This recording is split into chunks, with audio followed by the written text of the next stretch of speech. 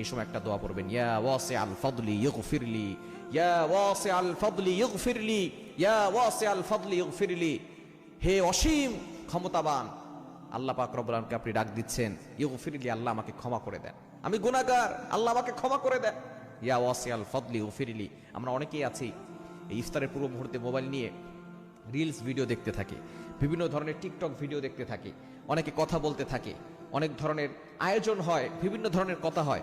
কিন্তু এই সময় আপনি 10 মিনিট আগে ইফতারকে সামনে নিয়ে বসে যাবেন, আপনি তারপর আল্লাহর কাছে বলবেন, আপনার দুঃখের কথা বলবেন, কষ্টের কথা বলবেন, আল্লাহকে বারবার বলবেন, ইয়া ওয়াসিআল ফাদলি ইগফিরলি, আল্লাহ আমাকে ক্ষমা করে দাও, আল্লাহ আমাকে ক্ষমা করে দাও।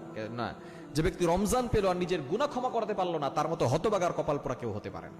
এজন্য আসুন আমরা ইফতারের পূর্বে এই ছোট্ট দোয়াটা বেশি বেশি পড়বো, সর্বনিম্ন 11 বার পড়ে আল্লাহর কাছে দোয়া করবো, ইয়া ওয়াসিআল ফাদলি ইগফিরলি। পড়া যাবে তো ইনশাআল্লাহ? আল্লাহ তাআলা সকলকে আমল করার